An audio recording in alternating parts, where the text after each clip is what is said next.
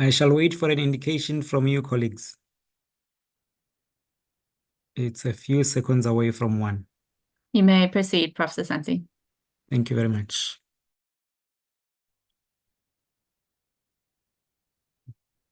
Good morning to you all, colleagues. A word of welcome to everyone who's with us. We're now beginning the session whose theme is Human Rights, Poverty, and Social Justice.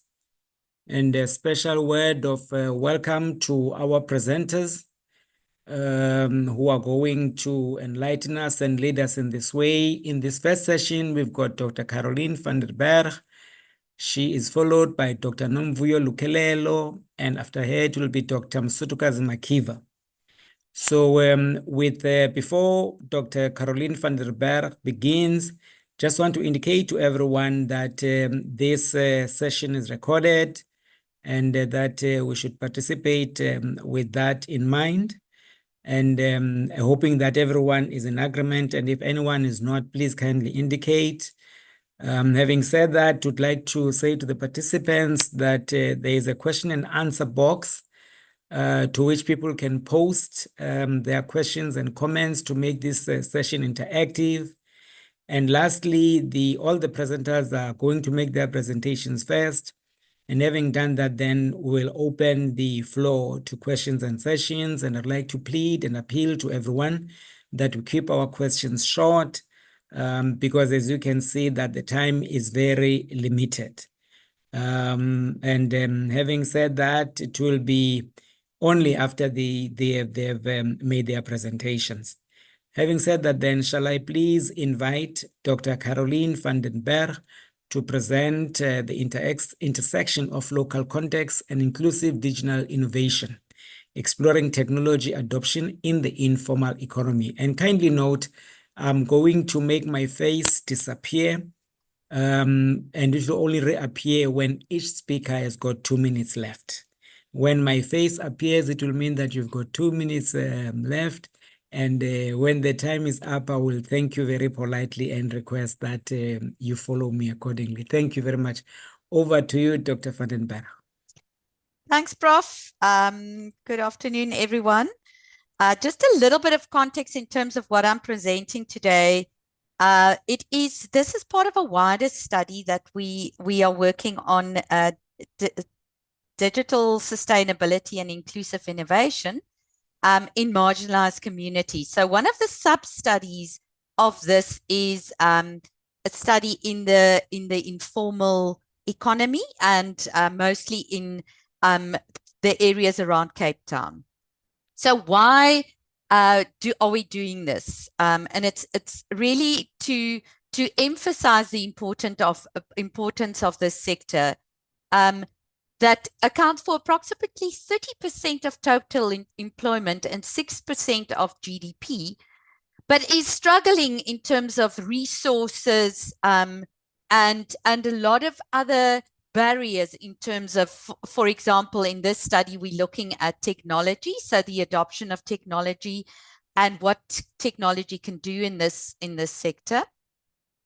Because at the moment, there's limited adoption, and it's really something where we can use technology and new technology to drive innovation and to reduce digital inequality.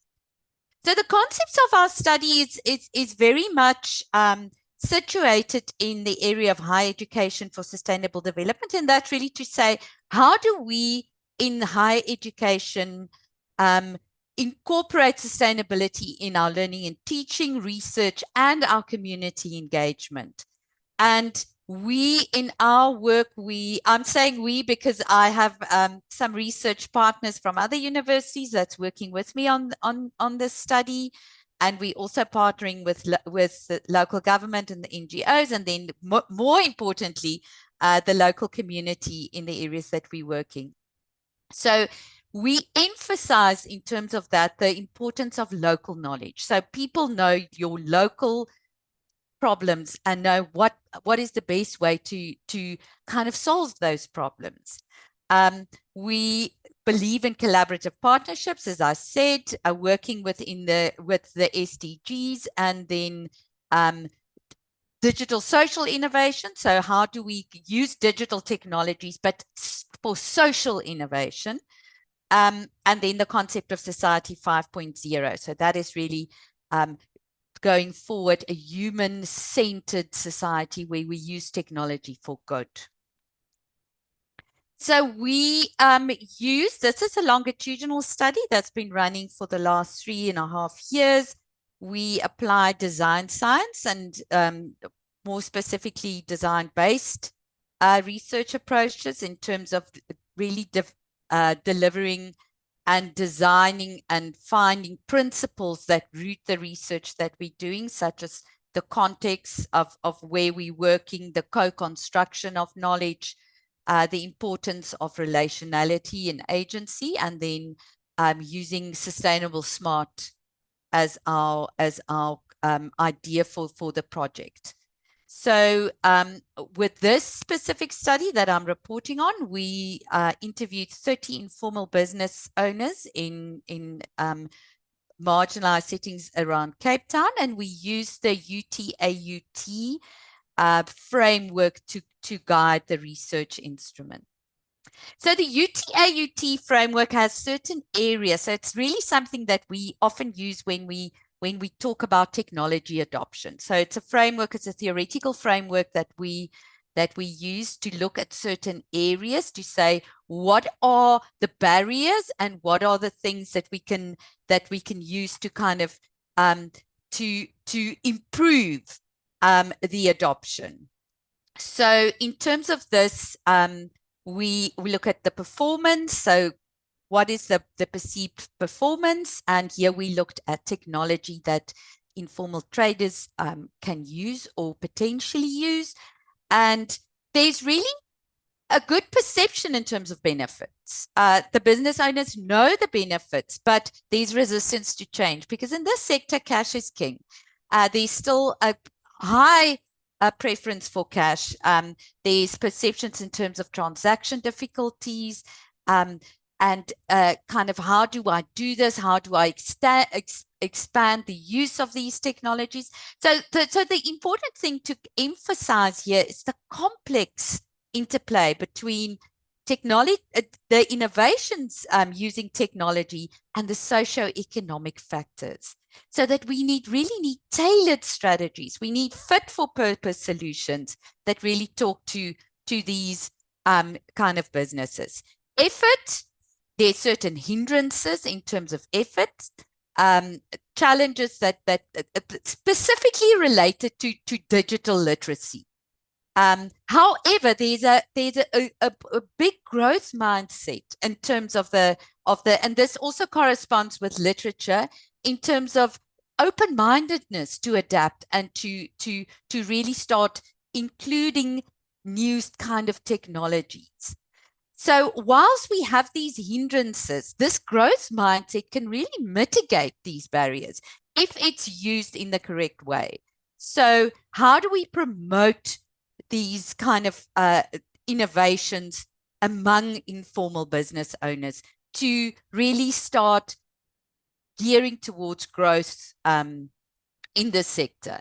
Social is an important. Social means my peers, my family, friends, people around me, what their impact and their influence. So here we have what are the competitors doing. So the more it's kind of that tipping point, the more it's being used, the more there will be traction. And also whether people seek advice, whether they are looking towards others to kind of assist them with the adoption. So here it's important to emphasize the influence of peers in terms of the adoption. So how do we facilitate this? The issues that we see, and this is prevalent across the sector and many sectors, is crime, financial concerns, lack of support, and really a priority for survival. I'm not going to adopt this if I live from a day-to-day kind of hand-to-mouth to put food on the table. This is not something that's going to be a priority. And also infrastructure. So the lack of infrastructure. Now, our study is in urban settings, and this is even more pronounced in rural settings. So how do we address this? How do we start looking at providing infrastructure that the fit for purpose kind of solutions where what we provide to these businesses are what they really need to kind of start dealing with these challenges. So just quick recommendations is how do we address the hindrances and the hesitancies? And yeah, it's really training. So start targeting these businesses, start designing technology that is user-friendly, that is right for this sector, for SMMEs and for SMMEs in the informal sector, creating awareness. So showcasing what the technology can do, the benefits thereof, sharing success stories, establishing, and again, the importance of partnerships, networks, mentorship programs to really start assisting these businesses. How do we leverage social influence? So the whole idea about peer-to-peer learning, knowledge sharing, and sharing between the formal and the informal economy, creating partnerships between the tech providers, community leaders in these areas, and also incentives or rewards to kind of start rewarding people for using the kind of technology. So we need really advocacy for government support, local government, and wider support, policy interventions to kind of start addressing these challenges faced by these businesses, which is often a shadow. It's a forgotten sector. It's a sector that doesn't really get much support. How do we collaborate? So really starting to drive this collaboration. And here comes in the Higher Education for Sustainability and us as academics, our role to kind of start facilitating these wider networks and partnerships. And then also looking at innovative solutions that are really for this sector. So in conclusion, inclusive innovation is really a way where we start recognizing this informal economy as a complete system. So not just a resource for low-cost business ecosystems. It is a complete system. It's a way where we start driving systemic improvements, systemic integration. And the key enablers here is really co-creation, working with partnership, working with the local community to really find solutions. And then to implement innovations within that is really talking to this sector. So, Dr. Vandenberg, I'm sorry on that note, you're just left with two more concluding remarks, and please kindly hold them so that in your next, when the question, or you will bring those 2 points forth, but you've done very well in terms of time. Thank you. Thanks, Prof. I'm so sorry about that. Next, we're having Dr. Nomvuyo Lukelelo, a needs assessment for social work interventions for children affected by HIV/AIDS. Your time begins now, Dr. Lukelelo. Professor Santi, unfortunately, our next two presenters have not been able to join the session. No? So if our previous presenter wants to finish, we can perhaps see if the other two presenters can come into the session. Or So, no, we have other presenters been able to join. Wonderful. please say that again, please. Sorry, Dr. Lukelelo is here. Okay, Wonderful. great. Okay, so over to her then. Yes, I'm here. Thank you, Prof. Are you able to hear me? Very well, Dr. And Lukelelo. my Please go ahead. presentation, is it visible? I don't see your present. Yes, I do now. Okay. Thank you, and good afternoon, colleagues. My presentation is on the needs assessment for social work interventions for children affected by HIV and AIDS. I think I want to go full screen. Now, to start with the background, UNICEF explains that 14.9 children have lost both parents due to HIV-related causes in 2021. So now, this means that these children are left vulnerable and in need of care. So what happens is the Children's Act requires that any child who's in need of protection and care needs to be attended to by social workers. So this is where the study is based. It's looking at how can social workers intervene in cases where children who are affected by HIV and AIDS need protection. And it's important to note that social workers play a crucial role in ensuring the achievement of SDG 3. Because what is happening is in South Africa, there's very little information on interventions that specifically focus on the care and support of children affected by HIV and AIDS. So now this leads us to the study aim. This is, let me just mention that this is part of a broader study, which was my PhD, which focused on developing guidelines for social workers. So this is for social workers who are providing interventions to children affected by HIV and AIDS. This specific study, the part of the thesis looked at exploring the existing interventions provided to children affected by HIV and AIDS, and also looking at the experiences of social workers in implementing these interventions. So there are two objectives to this part. One was to identify intervention models that are used with children affected by HIV and AIDS. And secondly was to look at social workers and explore what is it, how they experience using interventions when they are working with children affected by HIV and AIDS. When it comes to the methodology, this part of the study used a quantitative research approach, specifically using an exploratory research design. And the data was collected in 2 stages through purposive sampling. And I'm going to share the 2 stages of data collection that were implemented through the study. The first stage had 13 participants, which consisted of organizations, and there was an inclusion criteria. The first part focused on organizations, and there were 13 organizations that participated. The inclusion criteria for these participants was that the organization had to work with general, orphaned, and vulnerable children, and those and other children that are made by vulnerable by HIV and AIDS.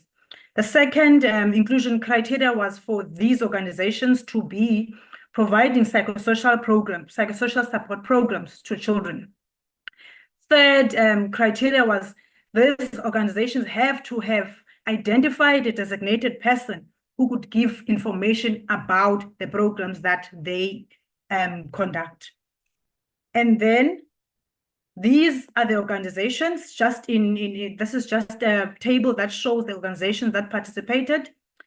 As you can see, the organizations, there were 7 organizations, but the number of participants differed depending on who the organization felt was relevant to provide the information needed. Some organizations provided 3 people, some organizations provided 1, and some provided 2. As you can see, the job titles, they differed. Some were program coordinators, some nurses, some HIV and AIDS, STI counselors, and so on. So it was a variety of people that were representing the organizations who were able to give information on the programs that are implemented by the organizations in stage 1. And then stage 2, which is linked to objective 2, there were 15 social workers. Also, the inclusion criteria for this particular stage was that the social workers, these had to be social workers, obviously, and they had to be registered with the SACSSP Council, which is the South African Council for Social Service Professions. And another criteria, they have to have been people who were working with children under the age of 18 and working in that particular organization for a minimum period of 1 year, and also working in the space of orphaned and vulnerable children, including those affected by HIV and AIDS. I'm not going to go into detail. This is just an overview. Just in general, most of the social workers that took part in the second part of the data collection were females with only 1 male, which is unfortunately all the organizations did not have. If they had few males, but the one organization had 1 male who agreed to participate. Age group varied from the youngest being 25 and the oldest in the group being 59.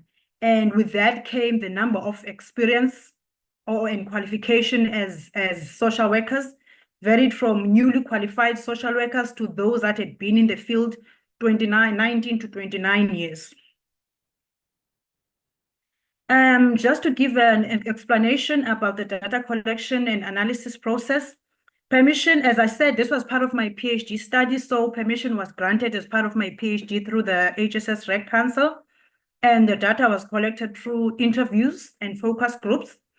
And I think it's important for me to note that participants were invited via email. Both the invitation went to government and non-governmental organizations, and the only positive response came from non-governmental organizations and community-based organizations. Government departments, at the time, they felt the study did not fit within their agenda of the time. So the normal process was information sent, sheet, consent form, interview schedules were sent, and consent was obtained via the people that were in charge of the organizations. And it was voluntary. I made it clear that the study was voluntary. So those, once they received information from their managers, then they communicated with me via emails, indicating that they would like to participate in the study. And then I made arrangements to have interviews with them at a time and venue convenient for them. And the data analysis process I recorded with their consent, transcribed the interviews, and the transcripts. I used thematic data analysis to analyze the data, which means I looked through the transcripts, looked at common themes that came through, and then compared the themes and came up with themes that fit the study, that were common amongst participants. I'm going to share the results. As I mentioned, there were two parts to the study. Some people were in stage 1, which were organizations. Some were social workers in stage 2.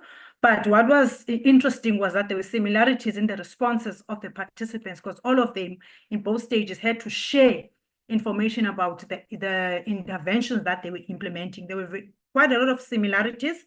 And then based on this, the responses were grouped into 3 major themes that specifically focus on 3 areas, which is identifying the need for interventions, beneficiaries of interventions, and the levels of interventions.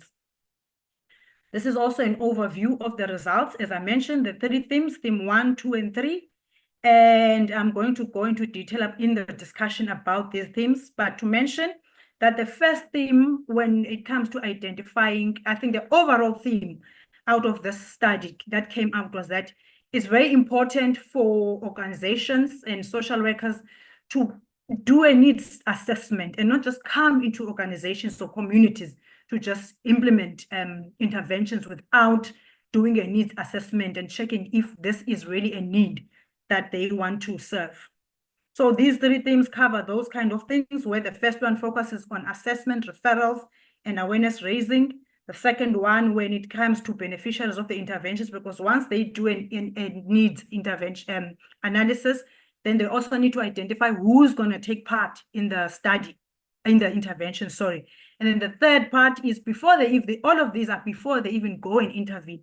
The third thing, they mentioned that they also have to decide at what level are they going. Dr. Lukelelo, Yes. please, Prof? could you hold that thought and reserve it for now? The beauty of this is that though the other speaker is not here, so it means that you and Dr. van den Berg have got an opportunity to do what you missed doing during the question and answer session. So I'm requesting, please, that we have people who indicate that they've got questions.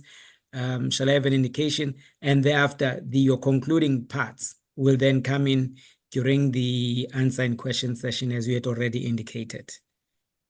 Shall my team assist me in identifying if anyone has raised their hand? I don't see any.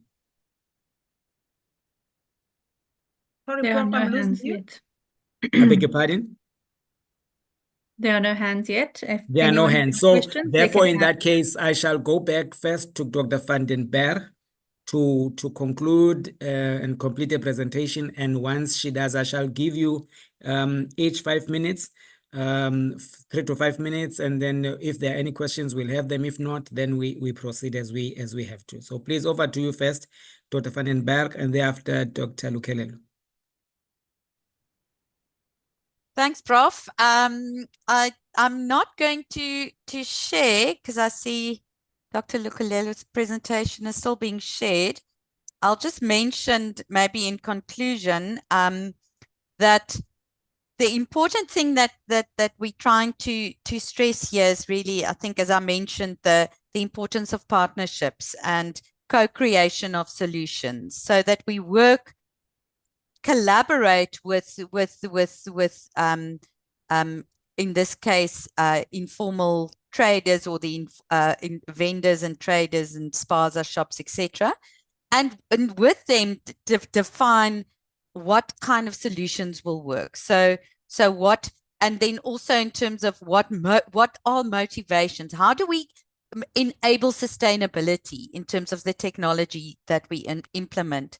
And really the adoption is for that, it's important to stress educational initiatives, financial aids, and then digital technologies that are fit for purpose. So really, how do we collaborate, work together? And we, in our project, this is kind of what we're doing. We're working with students, with the community, and then interdisciplinary student groups, so students from my area in information systems, and then also students from urban planning. And we've also had some international students from an innovation lab internationally, where we all kind of work together to kind of start defining these solutions.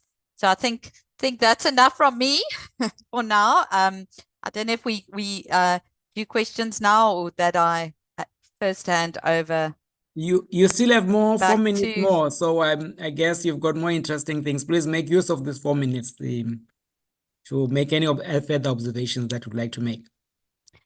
Right. So I think I'll give you a little bit of a glimpse going forward. So going forward, what we're trying to, we focusing at this stage within our focus areas, one community, because it's easier to kind of work with one community. Working in communities, as colleagues probably here will know, it's complex. It's complex to create relationships, trust.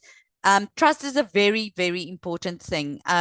Agency, in terms of how do you work with people in the community to give them agency so that they feel they are part of the solution. With technology, often what happens is there's a whole lot of different technologies available, and it's kind of designed with other stakeholders in mind. So it's not designed for people facing specific problems, as we will have with SMMEs or informal traders. So working together and really seeing how do we make these solutions low tech almost. So low tech meaning, how do we try and do zero rated? How do we low data, no data? So in terms of the solutions that we are busy developing, that's really an important factor to say, if we take this community, if we work within this community, how do we do this? So we're busy starting to try to see how we further develop solutions. We have a number of prototypes that's been tested, that is ready, but now we're really going to the next phase to say, now we need to get more partnerships to start developing and implementing these solutions, and seeing a few solutions and how that can really help. As I mentioned, this is one of the sub-studies. So we're also working in other areas. Waste management is another very important aspect. It's something that is really a huge issue within these marginalized communities. So that's another important area that we're focusing on. And then also education. So from next year, we will go into another iteration and then further develop and refine our solutions and then start implementing it. with the help of some more partnerships, industry collaborators, etc., and then potentially, hopefully, some funding that we applied for that hopefully will start realizing next year. I think, is that my 4 minutes? I first had to talk really fast. There'll be probably about 2 extra minutes, 3 extra minutes later to have your concluding remarks. But thank you very much for being a disciplined kid of academia and sticking to your 4 minutes. Highly appreciated.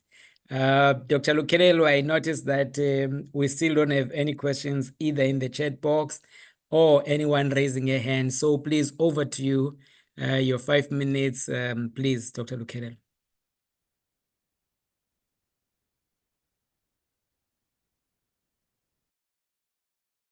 Okay, sorry, my audio was off. Thank you, Prof.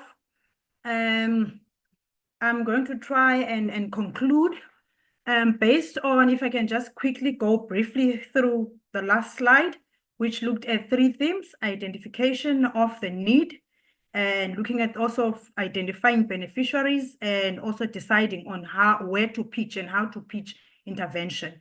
So what comes out of the study, what came out was that most of the organizations and the social workers, in fact, there's no clear guidelines, first of all. They use the Children's Act 38 of 2005 to decide what to do and what intervention to provide to children. But the Act does not give clear guidelines when it comes to children affected by HIV and AIDS.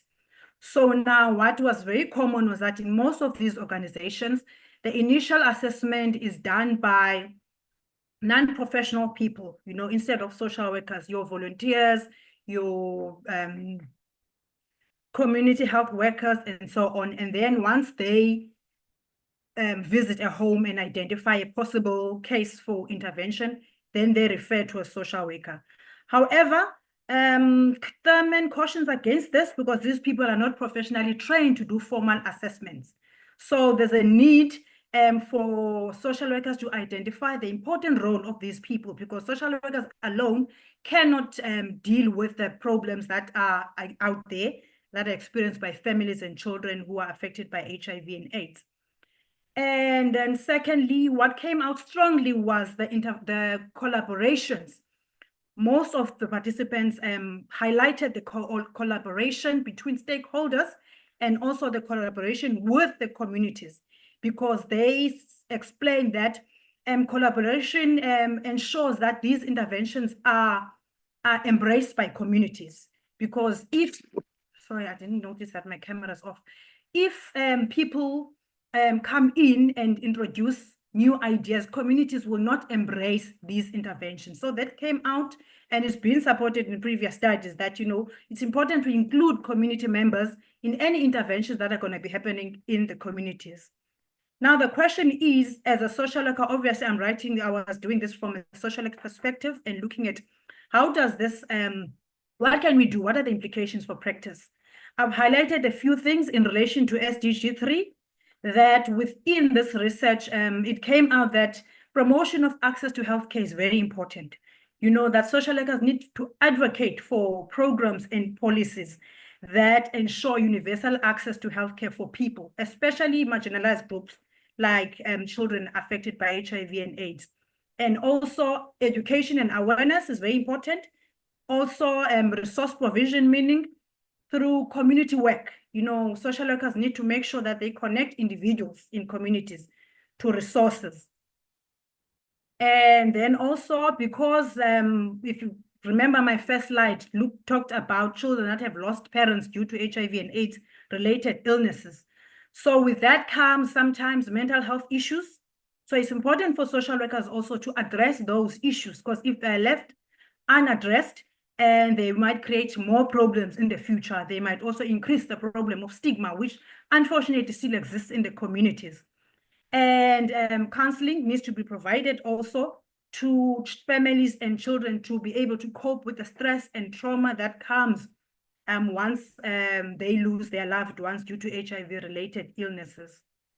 And in conclusion, what the study highlighted was that we cannot, when I say we, I mean social workers, we cannot just simply go into communities and just decide this is what's good for them.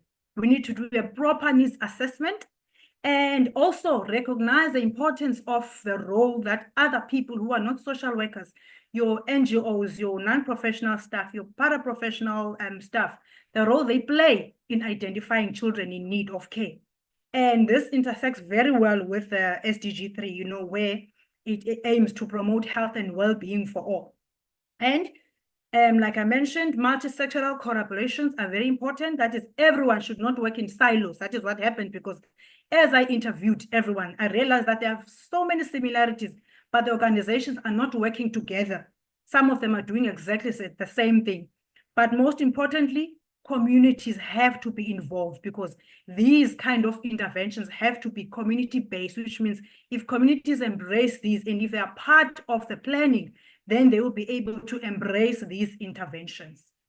Thank you. I think that is it from my side. Thank you very much, Dr. Lukelelo. I see that there are still no indications that anyone would like to ask a question or make a comment. So in the absence of that, we're not going to waste time.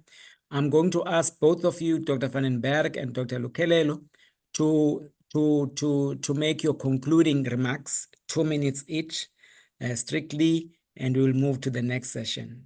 In that order, please, Dr. van den Berg and then Dr. Lukelelo. Chair, I'm just seeing but it looks like Yes, it's for I've me. just seen the question too. So please kindly, what are some of the incentives for technology? Yes, you have seen the question. So please go ahead, respond to that within that 2 minutes. Let me just read it. What are some of the incentives for technology, technology adoption, and adoption? how are they How are an they an improvement? improvement on what is already working for the small businesses? What is a greater importance? Trust in people or the tech? Does crime have any impact on tech adoption? Yes. So let me take this in chunks. So incentives, often what we see incentives is this importance of peers.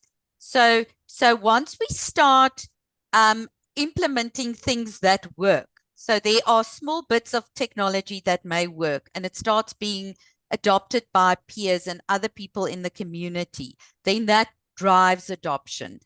Trust is a major thing. Trust is a major thing. People do not trust new technology. They are afraid of what it is. In the informal businesses, there's a lot of other permutations as well. It's people are often unbanked. They don't trust the big tech providers. They don't trust. They don't want to divulge their private information, etc., etc. So building trust and really starting to partner with the community is very important. Crime is kind of there's crime linked to technology related crimes, so cybersecurity related, but I think that is not so prevalent. The crime that we are seeing is very much in terms of this reliance on cash. So a lot of the informal businesses are cash only, as I mentioned. So by starting to adopt different ways, we can kind of try and to start mitigate the cash only reliance and what that creates. Hopefully that will answer some of it. Prof, your mic is off. Thank you for that. And you can see that the person who posed the question is happy and is thanking you. Dr. Lukelelo, your final thoughts? Okay. I think for me, Prof, my final thoughts is, as social workers, we have this tendency, I always ask students, that we think we're going to save the world and we're going to solve the problems of the poor or the marginalized or the vulnerable. And this study, what it has shown is that collaboration is very important. We might come with the expertise and the knowledge and the theories and everything, but when we work with communities, we need to realize that communities have a lot of information and there's value in tapping into that resource because they know their communities best. So it's important that when social workers go out to communities to implement any type of intervention, include them, because when we teach our students, we always say do a needs assessment, and they walk into communities and they decide that what they see is the need. So what this research has shown was that you can come with all the expertise that you have, but it's very important because previous studies have done that. They go into communities, they decide this is what we think we need to implement in the communities. But what has come out of this was that it's very important that communities get involved from the word go, because they are the ones who know what's happening. And also what also came out was the importance of community leaders. And that is your community, your chief in rural areas, for example, and your leaders, general leaders in the communities. So it's important that collaboration happens and we embrace it. Thank you. A lot of thanks to both the presenters, Dr. van den Berg and Dr. Lukelelo. And you made your case so clear such that there was only one person who asked a question. Others understood very well. We are moving to the next session, ladies and gentlemen. Just a reminder that there is a Q&A where people can post their questions and all of that. And just a reminder that this is a recorded session. So the next, in session 4, we are going to deal with the theme, Transforming Education. We've got a list of speakers who are there. We've got Dr. Maria van Staden Maria. We've got Professor Derek Hu. We've got Ms. Kesley Fraser. We've got Professor Quentin Williams. We've got Dr. Colette February and Mrs. Shamila Hamid, in that order. And so shall we please have Dr. Maria van Staden Maria, whose theme is non-formal education for girls in rural and farm communities as a catalyst for economic growth in emerging economies. May I please indicate that, again, each speaker shall have 10 minutes, and that when there are only 2 minutes left, I shall show my face as an indication that you are left with 2 minutes so that you may round up, and thereafter we proceed. So please, over to you, Dr. Maria van Staden Maria. Okay. Good afternoon, Prof. Can I correct you? It's Miss Maria van Staden, not doctor. Thank you. I accept the apology on behalf of the institution, because what we have on the program is Dr. Maria van Staden Maria. I saw that. But I appreciate your humility. Yeah, thank you so much. Good afternoon, and thank you for this opportunity. My presentation, I hope everybody can see. Is it shared? Please, we put it in slide in presentation mode. Okay. Perfect. Thank you. Thank you so much. Yes, good afternoon. Thank you so much. I think, Prof, you already introduced the topic. I will be starting just by saying that girls residing on farms represents an unstudied demographic in South Africa, particularly in the Western Cape. So the majority of the research has primarily focused on 2 main areas, and I'm listing it as the farmers' workers' condition. Most studies have concentrated on the living conditions of adult farm workers, their housing conditions, their occupational health and safety issues. But I think while valuable these studies often overlook the specific experience and the needs of girls in this community. I think other research focus on the alcohol and substance abuse prevention. A significant body of research has been dedicated to educational programs aimed at farm communities. And I think these programs typically focus on raising awareness about the dangers of alcohol and substance abuse during pregnancy and breastfeeding. Farm women in South Africa face still persistent challenges rooted in historical injustices and systemic inequalities. Despite the progress in some of the areas, these women often remain landless, vulnerable to eviction, and relying on low-paying, insecure, seasonal farm work. So their health suffers from long-standing issues, including poor nutrition, pesticide exposure, gender-based violence. The legacy of the DOP system also, where workers were partly paid in alcohol, continues to impact communities today.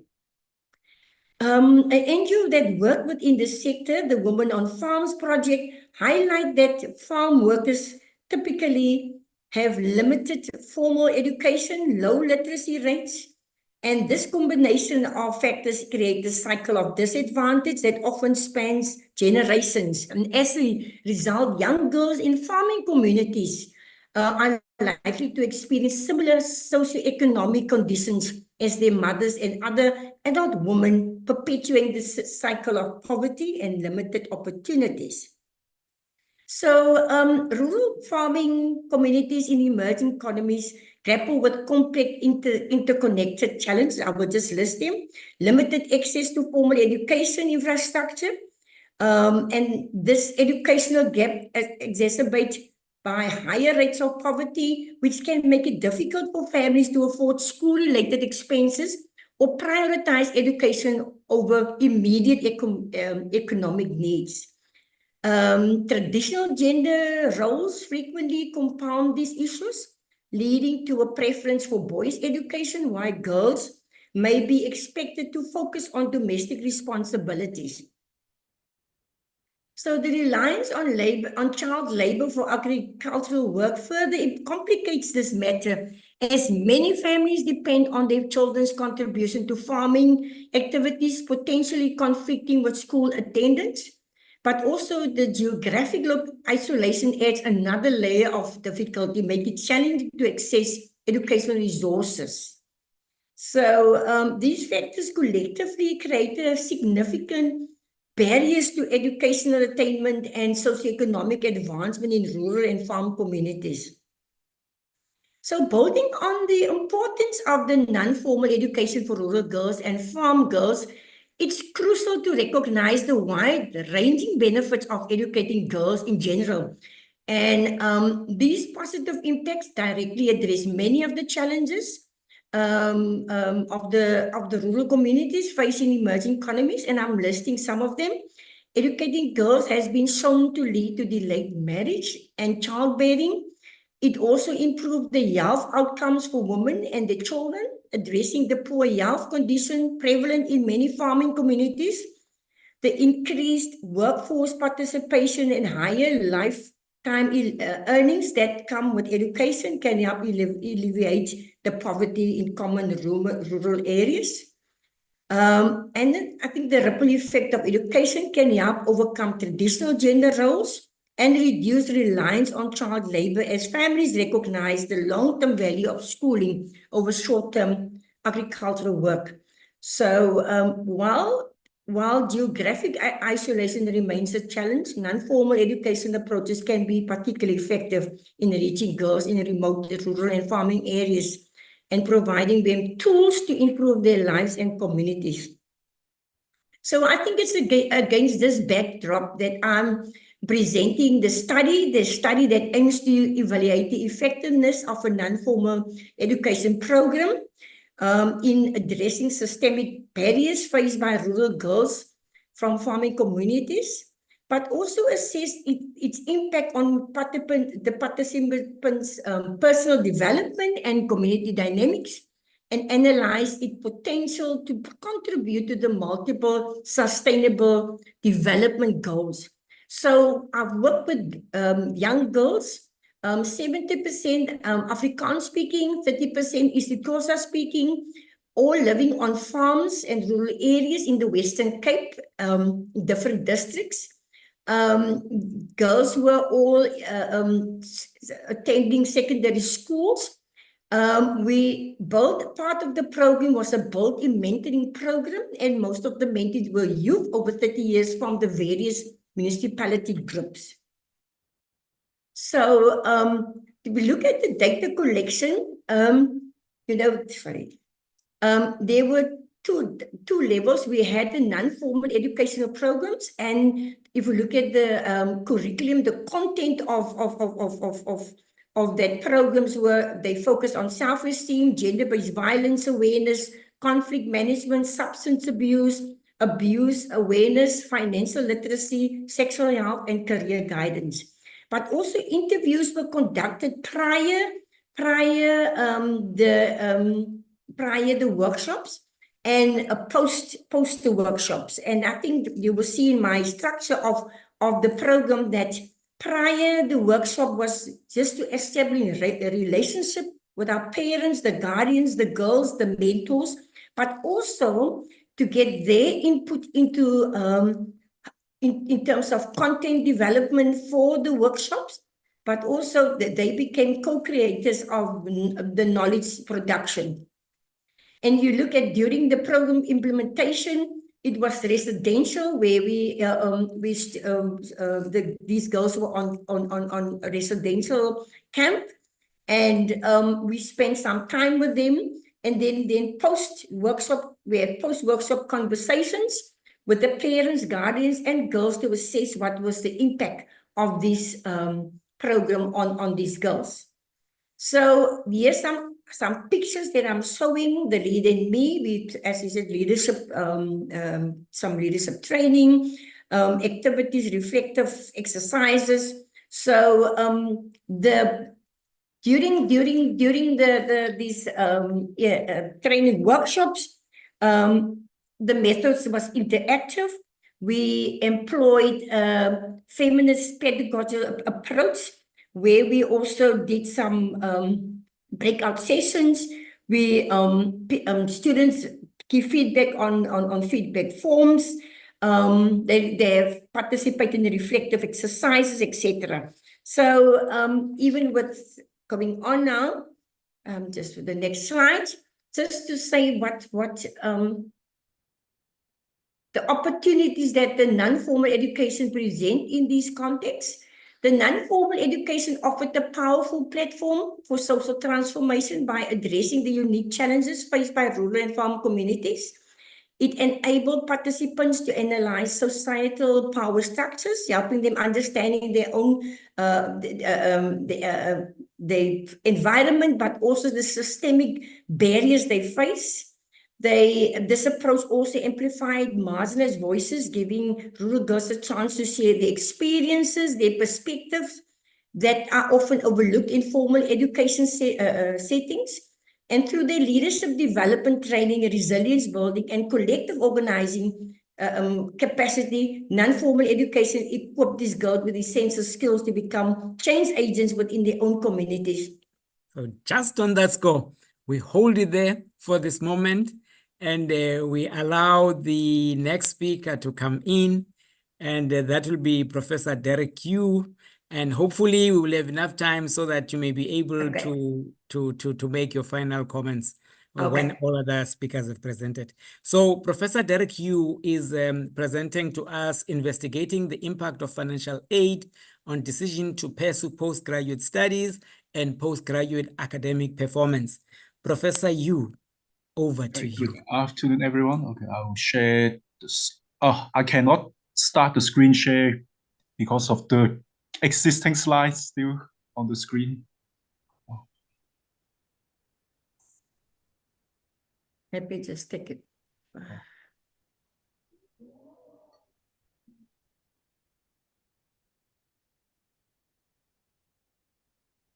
Okay, thank you. Okay. Okay, can anyone confirm you can see the slides?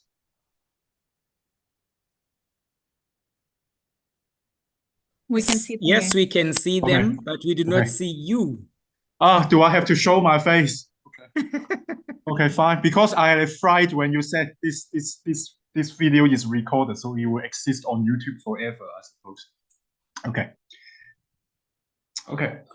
I practiced this afternoon. It took me 9 minutes and 30 seconds. So hopefully I will make it again within the 10-minute timeline. Okay, so good afternoon, everyone. So the chair already mentioned the title of the research study, and I'm not the only author. I'm just the presenter. We have got 4 co-authors, Ronald Aronson from Accounting Department, Rochelle Bilkers, Christy Swanepoel from Economics Department, and then Professor Sean Heffer from Information System Department, and currently the acting DVC academic. Okay, so the background, I will be brief, is just about the relatively lower unemployment rate of postgraduate degree holders, 8%, compared with undergraduate degree holders, 15%. And as expected, according to human capital theory, high educational attainment is associated with higher remuneration. But at the same time, we know certain features of the South African economy, like poverty, inequality, high unemployment rate. So not everyone could afford to pursue postgraduate studies all the way to master's, PhD, etc. So who knows if the receipt of financial aid could make a difference? So that motivates our research study. This one is self-explanatory. Yeah, the higher the educational attainment, the higher the mean monthly real earnings in 2021 constant prices. Okay, this I can skip. It's not that important. And then the research objective. We conducted a primary survey. We interviewed the students from last year's 2023 EMS students. Just a reminder. Okay, we focus on the EMS students to ask their intention to apply for 2024 postgraduate studies. And then we also analyzed the 2019 EMS data. The reason why we chose 2019 is that it was the last normal year before the COVID lockdown. Obviously, we know things revert back to almost close to normal now. We want to find out their financial aid receipt status, the profile, personal characteristics of the financial aid recipients, the nature of financial aid, what type of financial aid, internal or external ones, and then whether these financial aid recipients enjoy a significant, obviously positive, hopefully, academic advantage compared with the non-recipients. And then I will skip the literature review given the lack of time. Okay, I will just say the research gap is that there are hardly studies about postgraduate level. I think there are quite a few studies on undergraduate level, the impact of the NSFAS bursaries, yeah, if I remember correctly, but hardly any local studies about the impact of the receipt of financial aid on postgraduate academic performance. Methods I already mentioned earlier. We capture primary data with the survey. So we asked 3 groups of students, final year undergrad students. Are you interested to pursue honors or PG deep studies next year? Then same questions to honor students. Are you keen to pursue master studies next year? And then similarly, we ask questions to master students. Are you keen to pursue PhD students next year? Then the second group of empirical analysis, as I mentioned, we analyzed the 2019 data. Obviously, we got ethics clearance before we could obtain the data with the help of the, I think, service desk or ICS staff. Yeah, that's the pass rates data and then the demographic data from SESI system.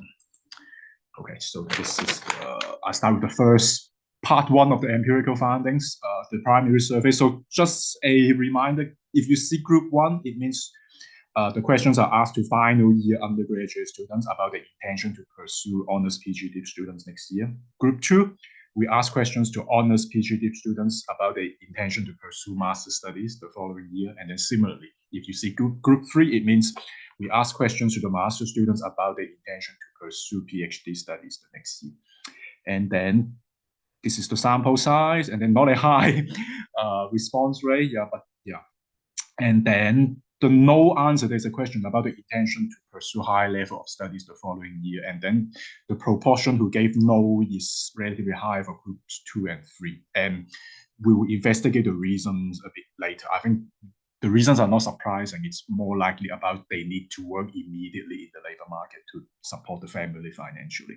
And there's a follow-up questions. If they intend to pursue if the answer is no to the previous question, there's a follow-up questions. If you intend to pursue a high level studies later, what would be your plan? And then most of them would say, yes, but only on a part-time basis.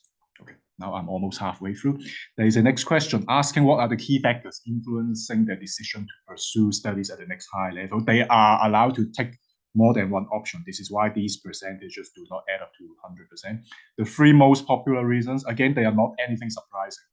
Personal interest, motivation, I think that's the intrinsic self-fulfillment factor, and the more realistic factors, whether they meet the minimum entry requirements, whether they will receive financial aid. So that relates to our research questions. And you see this proportion is a bit high for group 1. It means those undergraduate final year students, about their intention to pursue honors or PG deep studies. Okay, slide number 11 now out of 20. And then there is another question to those who said no, they're not keen to pursue high-level studies. What are the key factors influencing your decision to say no? And then, as expected, these are the top 2 reasons: need to work immediately to support the family financially, and the other reason is with a relatively higher yes proportion, in particular for group 2 and group 3, it means the plans to pursue masters and PhD studies. Prefer to first work before coming back in a few years' time to pursue high-level studies. This proportion is much higher for groups 2 and 3. And then this is just to show that at each level in 2019, now I move on to part 2 now. Yes, using the SESI mass data, the percentage of postgraduate students in 2019, 623 EMS students at that time. Out of all the postgraduate students, nearly half of them got financial, 45 or 46%. And then it is not surprising because the duration of studies could be quite long, especially masters and PhD. It is possible some students got more than one financial aid. Who knows if they won an external bursary, but internally they also got some financial aid from UWC. So the proportion of students saying they received two sources of financial aid is relatively high at masters and PhD level. Okay. And then the type of financial aid PGD, because we have got some accounting students, so I think some of the bursaries are earmarked for the accounting students. Like I can't pronounce these names actually. Honors, you have quite a high proportion coming from UWC internal bursaries, NRF, and then masters as well, PhD as well. Okay, so this one is self-explanatory. And then just the mean amount as expected. At higher level, the duration of studies will be longer, and obviously the students require a bigger bursary amount. So that's just the mean amount, okay, at each level. And then the profile, this is self-explanatory.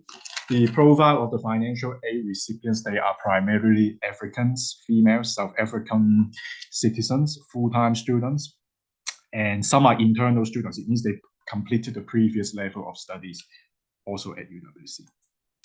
And then this one, okay, about the impact of the receipt of financial aid. I think the most interesting or most significant finding is on PGD level. So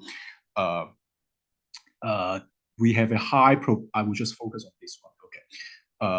Yes means yes, they receive financial aid, and then a very high proportion of PGD students who receive financial aid, 56%, completed their studies within 1 year. And on average, they took 1.5 years. But then for those who did not receive the financial aid, these PGD students, only 29% completed their studies within 1 year. And on average, they need about 2 years to complete the study. So you compare the two groups, it means 1 more semester, yeah, more or less.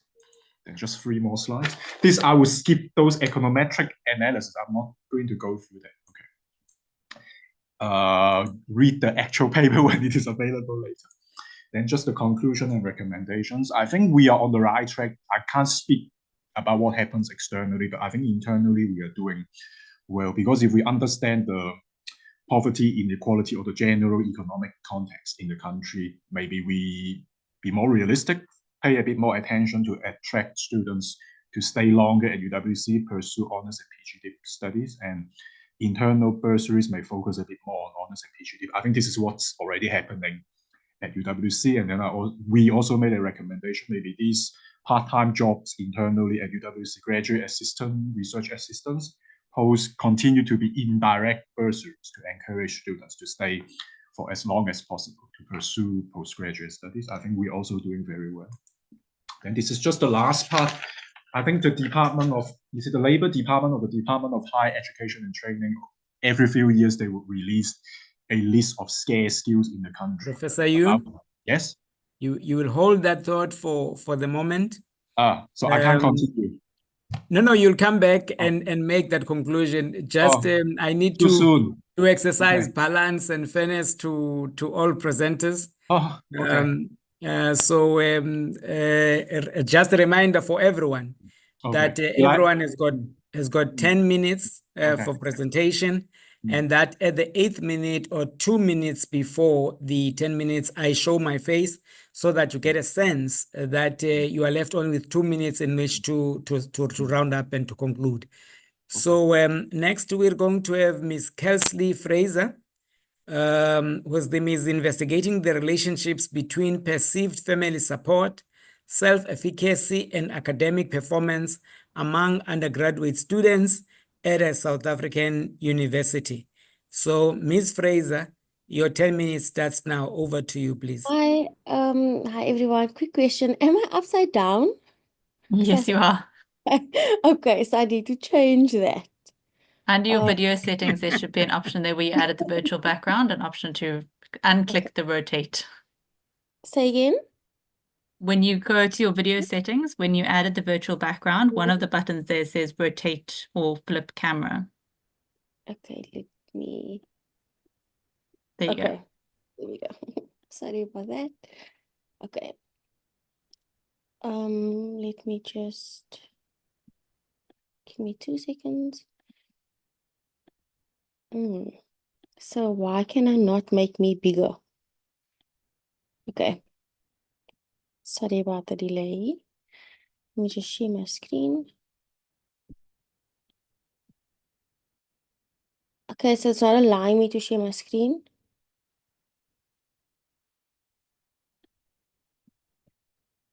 Don't see anyone else who is sharing currently. Let me open it on my side and share for you. Thank you so much.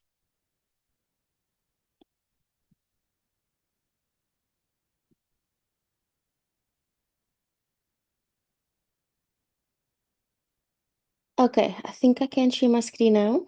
Can everyone see my screen? Yes, we can't see your presentation yet though. Okay, there you go. Perfect. Okay, let me just do this. Is it okay like this, or should I Can you put click it? slideshow and present? Okay, how do I? Let me just do this. Mm, On slideshow? Slideshow. In your top menu bars, next to animations to the right. There we go. Okay. And then from the start. Okay. Perfect. So sorry about the delay.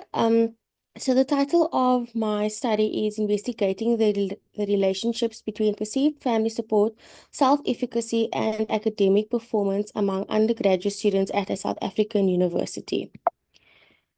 So the introduction and background is that the education system is incredibly deficient in several areas. So South Africa has the poorest educational outcomes among middle-income nations that engage in cross-national examinations of educational accomplishment.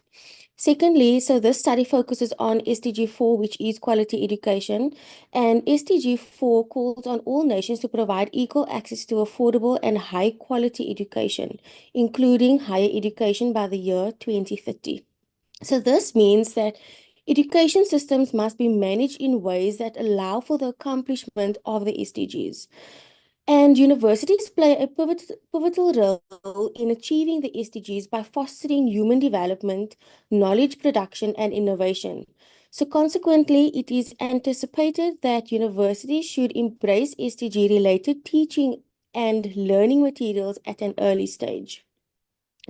So then we'll look at the university experience and transition. So the university experience significantly influences an individual's identity formation, the independence, and prepares them for the rigors of adulthood. So consequently, adapting to these transitions is a vital aspect of the developmental journey during young adulthood. Now, young adulthood is a pivotal phase of growth, exploration, and transition as individuals navigate various facets of life, relationships, and personal development. Now, despite substantial government efforts to promote access and inclusion in higher education, South African universities have struggled to enhance graduation rates among the student populations. So this occurrence is attributed to the transition to university life that can be a difficult experience for individuals who are not acclimated to change. So university students encounter critical junctures in their personal, professional, physiological, and social development. Now, the problem statement and rationale. So I'm not going to go in depth due to time, but what we looked at was the fact that there was academic failure and dropout in the university. Then we also looked at perceived family support, where the students weren't, if they did not get the proper support from their family, how they would actually not have a sense of self-efficacy as well as perform poorly. Then we looked at self-efficacy, where it is basically the students how they perceive their own capabilities to achieve academically, and then academic performance. Now, the aim of the study was to investigate the relationships between perceived family support, self-efficacy, and academic performance among undergraduate students at a South African university. And then we had two objectives. So the first was to assess the correlations between perceived family support, self-efficacy, and academic performance by looking at the relationships between perceived family support and self-efficacy, and then perceived family support and academic performance, as well as self-efficacy and academic performance. And then the second objective was to assess the predictive relationships between perceived family support, self-efficacy, and academic performance. And then we had 4 hypotheses, and the first is there is a statistically significant relationship between perceived family support and self-efficacy.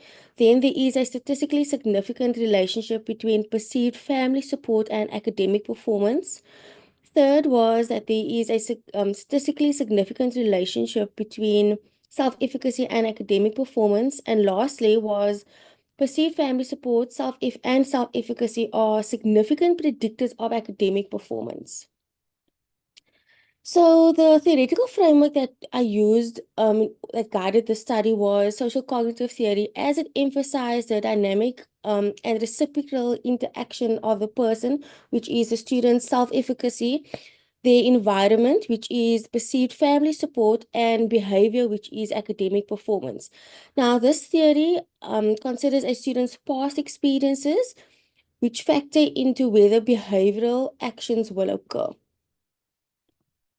So the methodology that I took, so in terms of the research design, it was a quantitative cross-sectional correlation survey design. So this was, or what was, but secondary data was used from a parent study. So therefore, UWC students were recruited using simple random sampling. And in the parent study, the participants were 481 participants. However, for my study, it was 247. And I'm not going to go into the inclusion criteria, but basically, so we looked at 3 questionnaires that was it was done online, and data collection took place between September 2019 and December 2019. So teaching took place in person, and basically these are so the first one was a demographic questionnaire, which obviously looked at the demographics of the individual. Then it's a multi-dimensional scale of perceived social support. However, I focused on the family subscale. And then lastly was a general self-efficacy scale. So I use SPSS to commute the statistical calculations. And obviously I looked at the descriptive statistics as well as inferential statistics, focusing on Pearson product, momentum, correlation, and multiple linear regression. So in terms of the study, all ethical principles have been adhered to, especially from the principal investigator, as well as obtaining ethics for this particular study. So in terms of the findings, the hypothesis 1, that there is a statistically significant but weak relationship between perceived family support and self-efficacy. And then the hypothesis 2 was that there is a statistically significant but weak relationship between perceived family support and academic performance. And then the hypothesis 3 is that there is a statistically significant but weak relationship between self-efficacy and academic performance. And then lastly, perceived family support, and self-efficacy are significant predictors of academic performance among undergraduate students. So in terms of the discussion, the study found that there is a significant positive relationship between perceived family support and self-efficacy among undergraduate students. So this basically suggests that the students who perceive high levels of support from their families tend to report greater self-efficacy regarding their academic abilities. And then the study Ms. found Fraser, yes, Ms. okay, Fraser, shall you hold it there for yes, now? no problem. Sounds very important, and we will come around once all the your fellow presenters have done their part, and so when that happens, I'm confident that you will have the opportunity to do what remains to be done. So at the moment, shall we please have Professor Quintin Williams, whose presentation is including CAPS, AfriCAPS, in our classrooms, early survey results on the intellectualization of a historically marginalized language at UWC.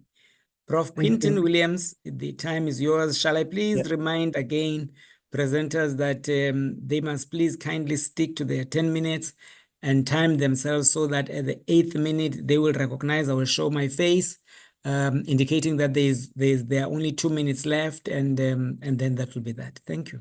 Over to you. Thank you very much, Chair. Colleagues, thank you very much for this opportunity to share with you some survey results of a project on the intellectualization of CAPS, also known as AfriCAPS. It's a historically marginalized language at UWC. The project that is funded by the DVC's office seeks to develop CAPS for specific subjects such as linguistics and translation and science across UWC. This is just an overview of the contents that I would refer to. So why we should intellectualize CAPS or AfriCAPS in the higher education system, and specifically UWC, and then share with you some of the survey results that is currently, or the questionnaire results that is currently being distributed within the Faculty of Arts and Humanities at UWC. So why CAPS? Why AfriCAPS? Why focus on its intellectual development? If you know anything about CAPS, you know that a large majority of students at UWC and the surrounding Cape Flats speak it as a first language. It's a language that has dramas in poetries and novels, and that has been written in since the 1800s. And speakers of CAPS read in newspapers, in CAPS and magazines. One of the top newspapers is a Pony newspaper, a tabloid that is Die Zoon or The Voice. Recently, there have been attempts at translating parts of the Bible, but now there is a movement that will translate the Bible. There's a dictionary that is coming into publication next year. I am the editor-in-chief of the dictionary. And there have been a number of recommendations on how to develop further CAPS, develop a spell checker, produce Wikipedia pages, plan the orthography or reform the orthography, and think carefully about the implications for standardization. And Ankie Kroch, my colleague here in the Center for Multilingualism and Diversity Research, have developed a translation model for how you should translate from English or Standard Afrikaans into CAPS. All of these advancements from the 1800s have positioned CAPS in post-apartheid South Africa for intellectualization, but a number of steps needs to happen. We have to develop specific subject-specific scientific terminology, but also bilingual learning materials so that non-speakers of CAPS have access to the language. By intellectualization, I mean the development of a language from kindergarten and university and beyond for subject-specific disciplines, so that speakers can learn through the language, read through the language, and help to decontextualize abstract knowledge such as astronomy, mathematics, and so forth and so on. In the Signals magazine in 2021, I made a number of suggestions of how one should take steps towards intellectualization. The article Die Science van onze Future Z looked at ways to raise the functions of CAPS in our universities. And I want to point just to one recommendation. I proposed at the end of the article that the university, specifically UWC, look at the current language policy and how it should be expanded in order to include CAPS in a constructive way, not as part of an immersion program, but to help expand our multilingual instructions in our classrooms and in our and the offerings that we provide in our curriculum. I also suggested that we should develop intensive training workshops, and this, if we do so, we will help to reduce, we help to boost academic proficiency, but also reduce inter and cross misunderstandings that arises out of inter and cross-cultural communication. In other words, that arises from communication based or steeped in CAPS or AfriCAPS. When I say AfriCAPS and CAPS, I use it as a synonym, so I will refer to it as I move through the presentation.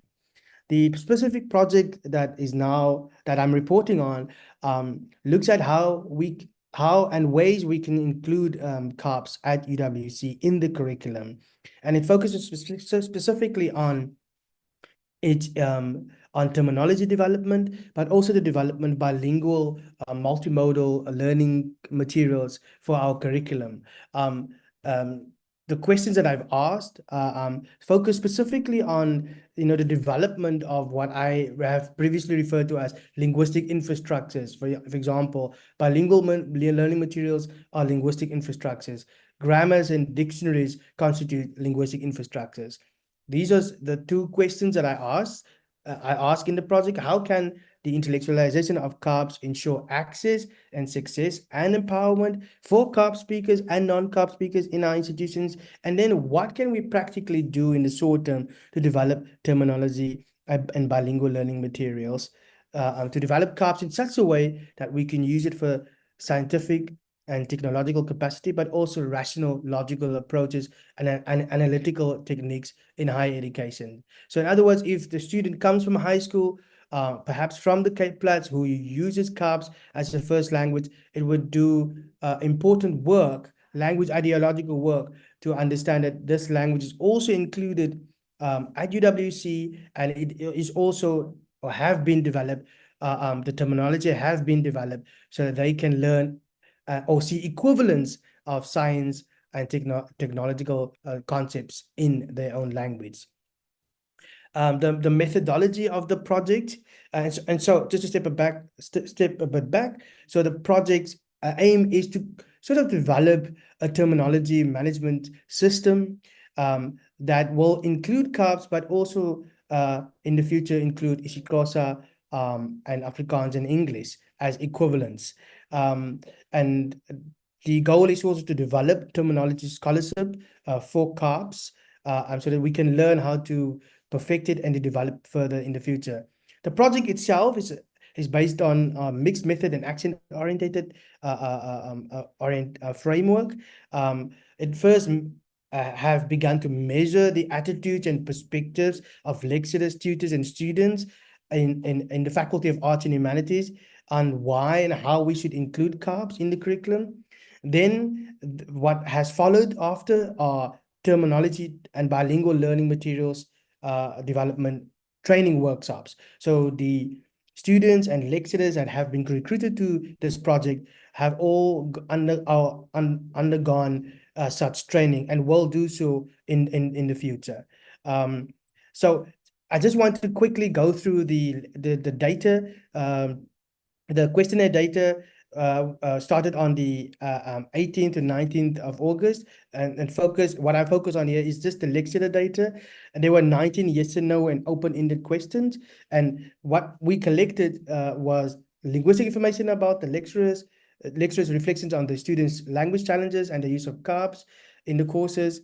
And what I want to focus on here is how CAPS should be included in the curriculum and what training is needed and also adjustments in the policy, language policy. 23 lecturers have responded so far, more are responding, but I'm only going to report on the small group. So a majority of the lecturers in the Faculty of Arts and Humanities stated that they can speak, write, and read in Afrikaans, while 28.6% of them said they are not proficient in Kaapse. While that is the case, many of the lecturers point out they are multilingual, not monolingual. So most participants, speak languages as diverse as Mandarin, German, Siswati, Isininbele, Setswana, Sepedi, and so forth and so on. So some of the questions focus specifically on the inclusion of Kaapse in the curriculum. And here you have some responses from the lecturers in this small pool, responding on giving reasons why we should include Kaapse in the curriculum. Some pointed to the history of UWC, to educate the broader student community about this language, and to elevate the status of Kaapse in order to decolonize our education. But also to provide access to difficult content and emphasize a greater agency. My time up? Is my time up? Yes. Man. Can I just show the last slide? No, Professor Williams, you'll come around. Okay, I'll come around. All right. Now, Okay. so that I can be fair to everyone and not appear to. Okay, well, I'm sorry. It's very No interesting. problem. No. I wish I could. This was really, very quick. Next, we're having Dr. Colette February, whose presentation is Public Spheres and Counter-Publics of Adult Postgraduate Students towards a Personal Lifelong Learning Supervisory Framework for Successful Postgraduate Supervision. Dr. February, over to you. Thank you very much, Chair. I really didn't mind if Quentin wanted some of my time, but we will give it to him again. I'm not quite sure if I need to upload from my side or if, because I sent a bit of a confused message that I would have assistance, but I'd be glad if someone can help me upload my slide. I can share from my side if you would like. Thank you so much. Yes.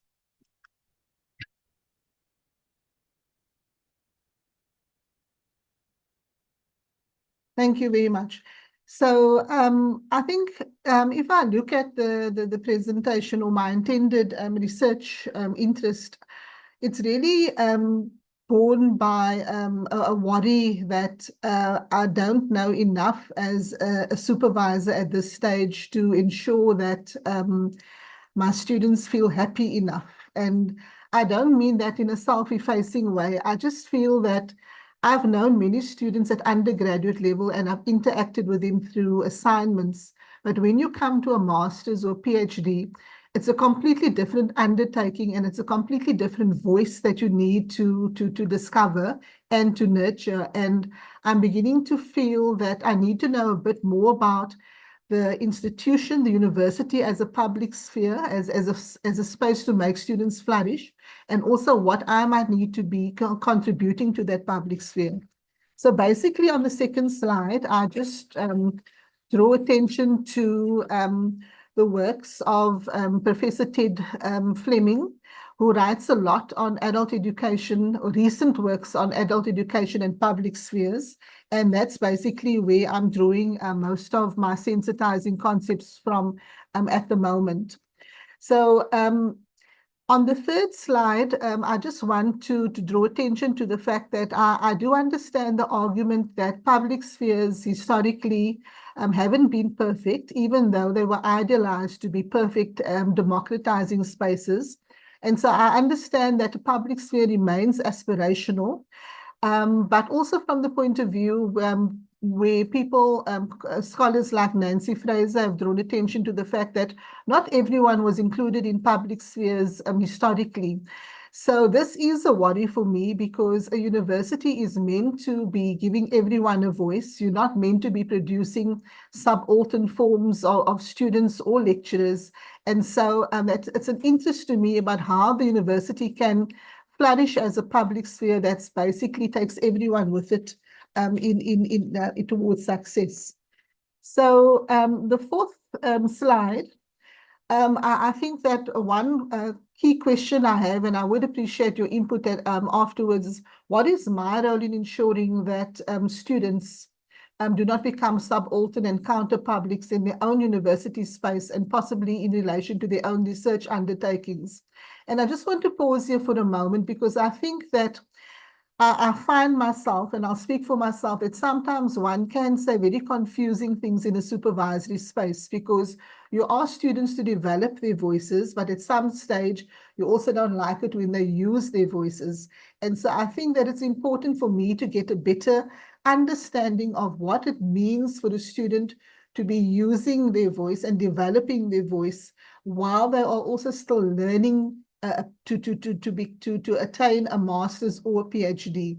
It is a confusing space for me, and I think I would appreciate input on that. Then with regard to the fifth slide, when I encountered undergraduate students, it's for a very short while, and you begin to invite experience almost in a very rosy, benign way. But I think that Ted Fleming draws attention to the fact that experience, as it says, there's also deeply driven by conflicts of interest, and experience also has issues of power attached to it. And so I am interested in those kinds of experiences of students, of adult postgraduate students in particular, that might militate against their success, that might militate against having a good relationship with me. And so to what extent you need to understand experiences, and what kinds of experiences do you need to understand of students in order to make their success more immediate and smoother. Then with regard to the sixth slide, having said all this, do adult postgraduate students in a way tolerate me as a supervisor, and do they rely on the inner resources in order to succeed? And what does that actually mean? Or do they feel that there is nevertheless some kind of institutional support, some kind of institutional recourse that they can go to when they're having difficulties? So on the seventh slide, I think that I'm interested in what the university looks like as a public sphere. If we're saying that we have an overarching lifelong learning ethos that informs our success and our flourishing, what does it actually look like? And then on the eighth slide, I think that one of the most important things for me that that I'm beginning to ponder about quite appreciably from Fleming's work is that the identity of myself as a researcher, and if I'm researching my own teaching and my own supervision, it's also that I'm a learner in a way. And in a way, I don't say that in a way that's patronizing, but what does it mean for me to be learning from my own experiences, and how do I grow? So also, I think that if I can just go back to slide 8, sorry, I think that the invitation that he gives us, that we also need to have an eye on ways in which new ideas can be found in unusual places. That strikes a chord with me, because I think that it kind of frames a lot of what I would like to do in this research. And then number 9, in terms of my own observation, in terms of my own PhD that I did with UWC as a case study, it seems to me that we have different times where we emphasize different things about lifelong learning, either as an ethos or as a strategy, and it manifests in different ways. So perhaps we have different paces and agendas of lifelong learning for our campus at different times. And I would be interested to know, well, what is the lifelong learning ethos that frames our university now as a public sphere, and how do we get some kind of guidance in terms of the things that I've mentioned? I think I am within time. So the last slide is just to say thank you, and I look forward to learning more from your ideas. Thanks. Thank you very much, Dr. February. In fact, you finished 3 minutes ahead of your time. Okay, thank you. Thank you very much. Next, we're going to have Mrs. Shamila Hamid presenting on behavioral medicine competencies in physiotherapy students' clinical reasoning, a comparative study. Mrs. Hamid, over to you, please. Good afternoon, colleagues. I hope you can all hear me. Good afternoon to you too, and we can hear you loud and clear. Baie dankie. Thank you for the opportunity. I'm going to share my presentation. Please let me know if you can see it.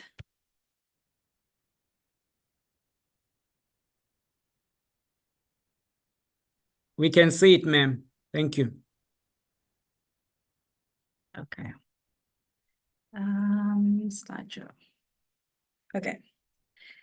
So the title of my project is Behavioral Medicine Competencies in Physiotherapy Students' Clinical Reasoning, and it is a comparative study. So just in terms of physiotherapy education, clinical reasoning refers to the thinking and decision-making processes that guides our practice. It is an essential core competency and fundamental principle of physiotherapy education. Now, the World Confederation of Physical Therapy offers guidance about clinical reasoning in entry-level education, and it endorses the provision of competencies to integrate biopsychosocial and behavioral factors in the clinical reasoning process. So research shows that there is insufficient training of incorporating psychosocial aspects in assessment and treatment and supporting lifestyle behavior change within physiotherapy curricula. In recent years, there has been a shift from a biomedical approach to a biopsychosocial approach. Now, physios have the positive attitude that they need towards a biopsychosocial approach, but they are not consistent in applying this. They still favor a biomedical approach. Curriculum designs need to address holistic, patient-centered care and epidemiological trends, such as the increase in lifestyle-related conditions. Now, physios and physiotherapy students, they need competencies and clinical reasoning skills to be able to apply a biopsychosocial perspective on health and disease and to use methods that support patient or client's behavior change. So just quickly looking at what is behavioral medicine, it is a field or study, area of research or study that combines different areas of knowledge to understand how thoughts, emotions, behaviors, and physical health are connected. It focuses on using this knowledge to prevent, diagnose, and treat health problems. So understanding the relationship between behavior and health can lead to improved health and well-being of society. Behavioral medicine is based on a biopsychosocial model. Now, behavioral medicine content and competencies have been integrated into physiotherapy curricula at several universities in Sweden. Therefore, the aim of my study was to compare the clinical reasoning skills, focusing on clients' behavior change of physiotherapy students with or without behavioral medicine content and competencies integrated in their curricula. This was a quantitative cross-sectional design. The study took place at UWC Physiotherapy Department, where behavioral medicine competencies and content has not been formalized within the curriculum. Final year physiotherapy students were approached. The response rate was 77.5%. Secondary data was obtained from Swedish universities where behavioral medicine content and competencies have been formalized in the curricula. And in their study, also final year physiotherapy students participated, and there were 61 participants. The instrument that was used in the study is called the Reasoning for Change instrument. And this instrument was specifically designed to assess physiotherapy and physiotherapy students' clinical reasoning with a focus on supporting patients' behavior change. Now, I just want to quickly explain the R4C, or the Reason for Change questionnaire. It has 4 domains. Domain 1 is a self-assessment. So this is about the perceived knowledge, cognition, metacognition, attitudes, and efficacy towards behavioral medicine and contextual factors. Domain 2, 3, and 4, this comprises the clinical reasoning process, which is a very important part of the assessment. Can I just go to my next slide? So domain 2, 3, and 4 comprises the clinical reasoning process in 3 distinct phases. The phase 2, domain 2 consists of the clinical reasoning process in terms of the assessment. So it looks at input from the client's narrative about his problem, observations, and physical assessment. Domain 3 looks at the clinical reasoning process in analysis to the problem. So here the cases look at the functional behavioral analysis. It includes synthesis and analysis of the biopsychosocial factors likely to affect the client's problem and target behavior. And then in domain 4, the clinical reasoning process is in the selection of the treatment. And this looks at strategies or treatment techniques that incorporate behavior change. So just domain 3 and 4, those were case scenarios. And in the case scenarios, information was provided both from a biomedical perspective and the psychosocial factors that related to the patient in the case. The cases assess the student's ability to identify, prioritize, and analyze and interpret the key features within each case. Likert scores were used, and some of the free ticks and a list of options were based on the expert's opinion. That is how the scores were interpreted.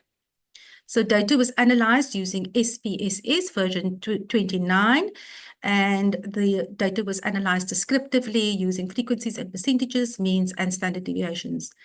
Differences between the 2 groups for each domain were compared using an independent t-test with significance at a p-value of 0.05. So the results, you can just quickly look at the demographic information. The UWC physiotherapy students, the majority were females, and the same with the Swedish students, the majority were females. The average age at UWC was 23 years, whereas the Swedish students were a little bit older, 25 years of age. Then when we look at knowledge, so remember domain 1 was sort of a self-assessment. The UWC students scored significantly lower for knowledge and cognition. Metacognition and attitudes towards clinical reasoning focused on behavior change remains relatively the same. And then when it comes to self-efficacy in clinical reasoning focused on behavioral change, the UWC students scored significantly higher, as well as contextual factors. And contextual factors in this case refers to factors within the work environment that support clinical reasoning focused on behavior change. Then when we get to the clinical reasoning aspect of the questionnaire, the domain 2, which is the input from the client, basically the assessment of the patient, here the UWC students also scored significantly lower than the Swedish students. The same applies for functional analysis and for strategies for behavior change. There was big differences in the clinical reasoning when it comes to assessment, analysis of the problem, and the intervention selected. So just in terms of interpreting these results, the skills needed in integrating a biopsychosocial and a behavioral approach in clinical reasoning differs from South Africa to Sweden. The UWC students perceived knowledge and cognition of their clinical reasoning focused on behavior change was lower than the Swedish students. And according to Higgs and Jones, theoretical knowledge and experience-based knowledge and cognition are building blocks for effective clinical reasoning processes.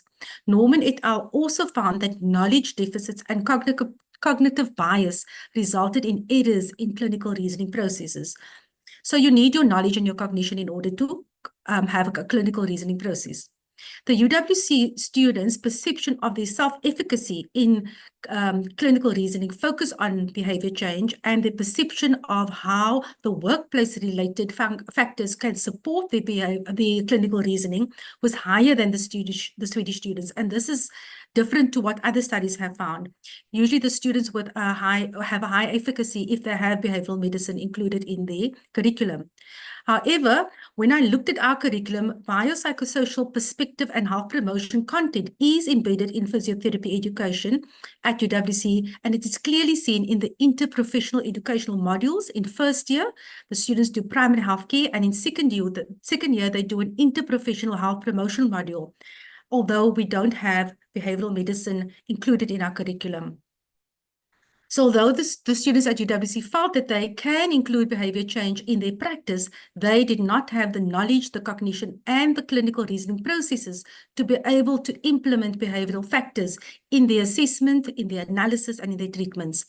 The Swedish students displayed superior skills throughout the clinical reasoning process, that is, in terms of their assessment, their analysis, and their interventions, because they have behavioral medicine competencies and content included in their curricula.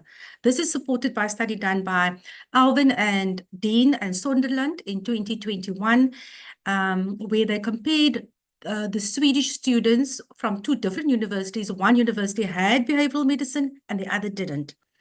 In a similar study, Alvin et al. In 2019 showed that curriculum content... On that point, Madam Hamid, yes. It sounds very interesting. Okay, I'm almost done.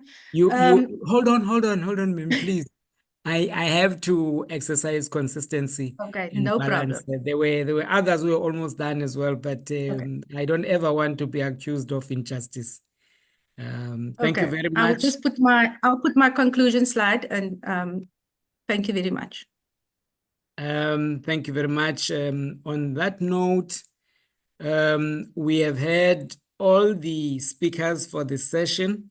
So colleagues, please assist me to identify.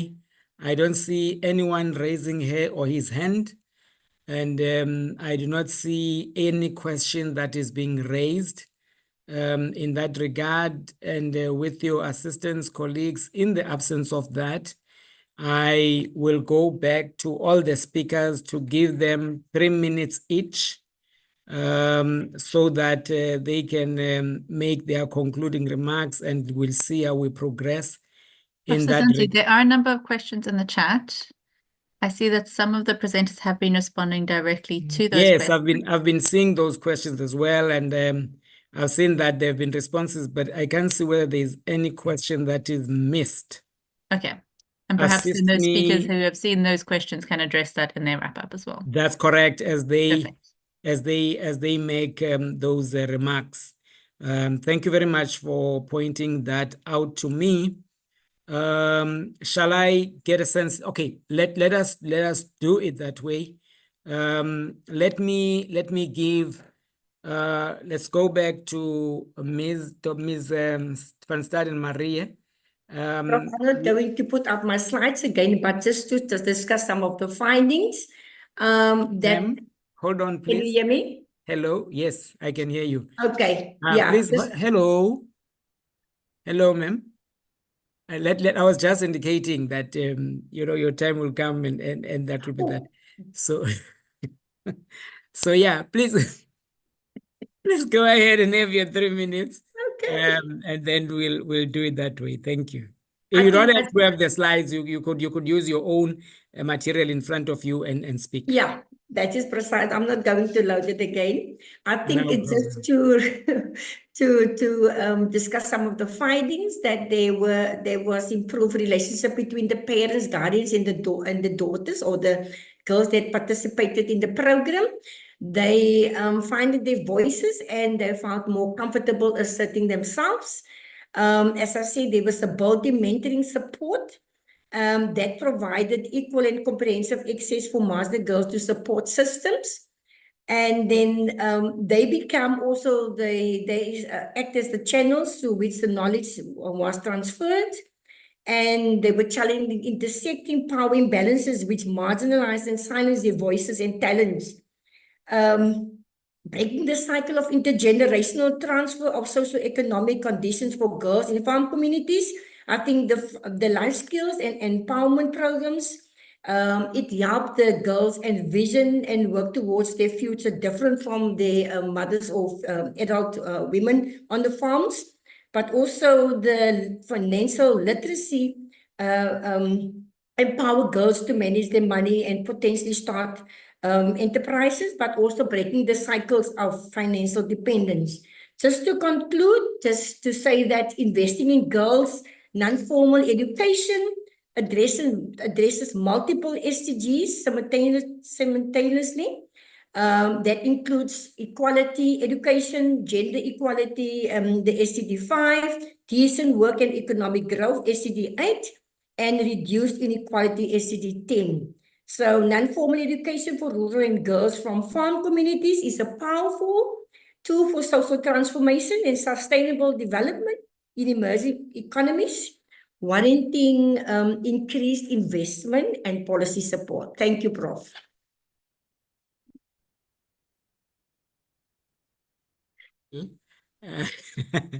Thank you very much.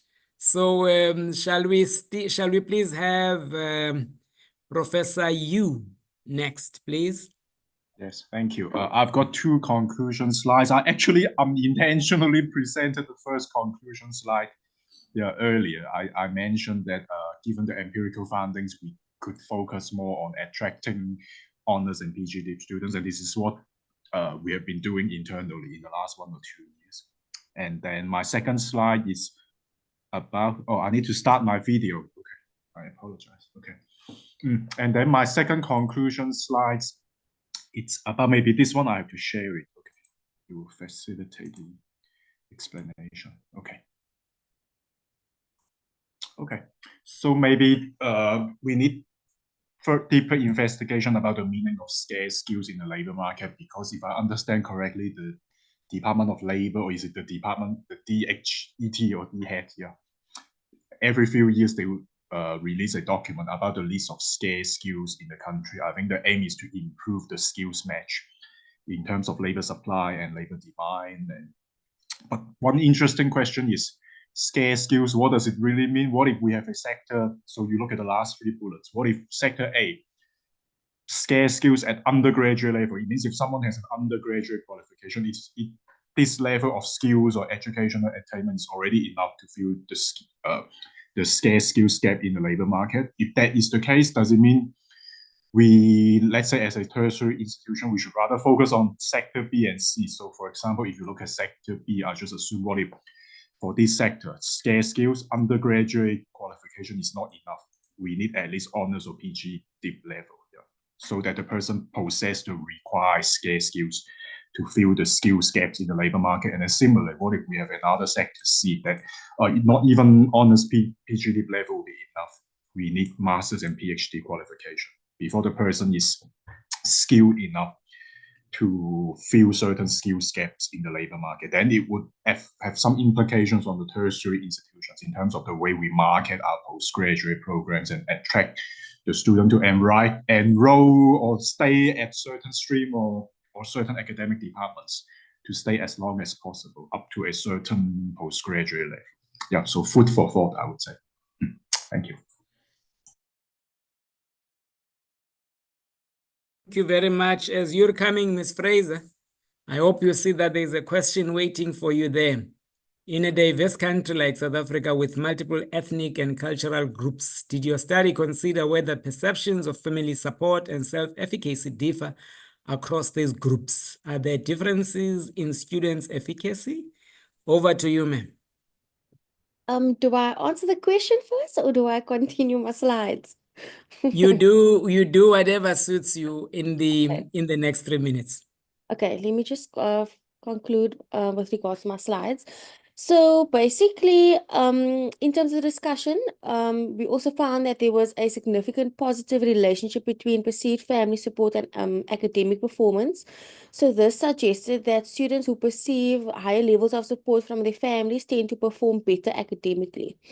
And then the study also found a significant positive relationship between self-efficacy and academic performance. So this also means that students who believe in their ability to succeed academically will perform better.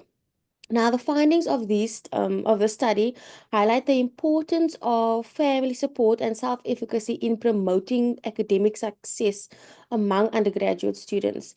So this study also suggests that interventions aimed at enhancing these factors could potentially improve academic outcomes. And then in terms of the limitations, it was just that there was, that this study looked at or relied on secondary data, and also that there was self-reported data in terms of the academic performance, which also hindered or could have hindered the results. And then the sample size and demographics. So because the original data set was 481, It was reduced to 224 due to missing data.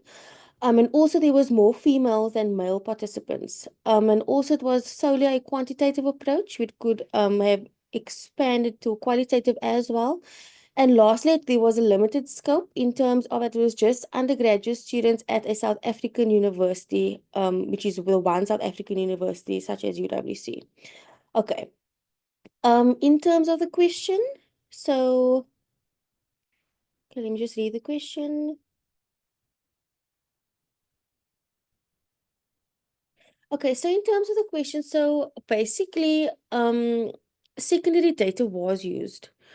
So I had obviously no control in terms of the participants. So consider perceptions of family support and self-efficacy for grassroots groups. So I think that would also be in terms of a limitation.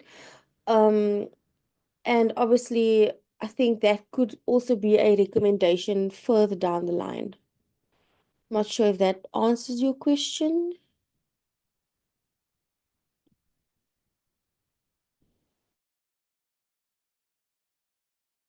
We hope so. We hope so, Ms. Fraser. So thank you very much for that.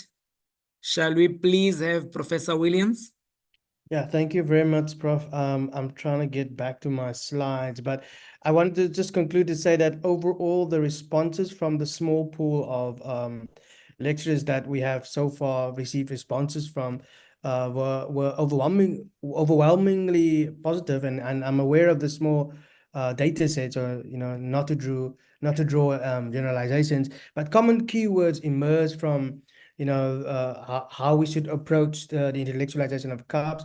One, yes, emphasize inclusion, provide access through the curriculum so that the CAPS learners can access knowledge, because most of them, based on research at school level, learn through translation. UWC is uniquely placed to provide a recognition of CAPS learners for CAPS learners, and also provide the agency necessary to correct the historical injustices for CAPS speakers. And that's an important takeaway. But very importantly, is not to create new inequalities with the inclusion of CAPS. In other words, introduce it alongside isiXhosa, English, and Afrikaans, as suggested by and interpreted by the language policy group at the moment, focusing on the implementation of the new language policy framework from DHET. One lecturer, for example, said that, if you're going to do in multimodal, multilingual course material, that lecturer can't develop it, but would like for others to develop it for him or her. I think for me, importantly, is that we need to establish equalizing multilingualism. So a multilingualism that equalizes epistemic access for all learners at students at UWC, but specifically the CAPS learners, so that you can create those possibilities. And I'll end here with this answer from one of the lecturers on whether we should include CAPS of CAPS in the teaching learning material, which 77.3% responded positively, yes. One of the lecturers said that CAPS speaking students should have the opportunity at UWC to see the language used in the academic setting, because what it will do, it will help bring pieces of themselves together. Thank you, Prof. Pieces of themselves together. Yes. Thank you very much. Dr. February, over to you, ma'am. Thank you very much, Trey. I listened with interest to Professor Williams's talk, because I think that what I want to say about lifelong learning is related in a way that maybe we should reflect on why in 2017, for example, the time when I finalized my PhD, lifelong learning was still very prominent in our vision and mission statements. And we had things like saying that we actively promote lifelong learning for the promotion of the flexibility of courses and programs. And we basically had lifelong learning as a very prominent overarching frame for our graduate attributes, for example. But now there seems to be a shift, and I think we would do well to have a conversation institutionally as to why there are shifts in our stances towards lifelong learning, because we are ideally placed as a lifelong learning university to be influencing a learning region and a learning city. And I think that basically influences other things like what kind of languages do we want in our university? What kind of languages should be the languages of assessment? How do we then capacitate ourselves to be assessing in CAPS, for example? And my last remark would be that it would be interesting for us also to wonder, are we all lifelong learners, and what do we mean by that? Because I think if one looks at it, there are arguably only really two models of lifelong learning to choose from currently. Either you would endorse a social justice model of lifelong learning, or you would endorse a neoliberal model of lifelong learning where the burden of educating is really on the shoulders of the individual. So these are all very interesting things. I'm grateful for that I had 3 minutes to raise them, and perhaps we could have ongoing conversations about these things in future. Thank you. Thank you very much, Dr. February. I see there are some questions, but I also see that there are some answers given in the Q&A. So that's covered. And we then move on to Mrs. Hamid.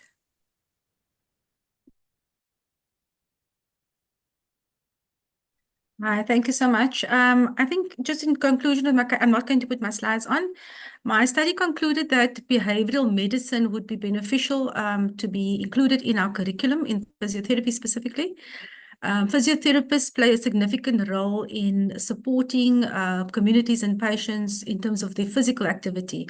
So reducing sedentary lifestyles can have a significant impact on reducing non-communicable diseases. And that is why I think behavioral medicine would be, what is the study shows, that behavioral medicine integrated into a curriculum would be beneficial for the people of South Africa. That's all. Thank you.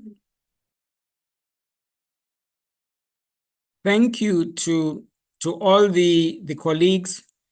I see that, and Dr. Williams, the questions are coming fast and hot. Would you like to be quickly come in and address the comment that is being raised there?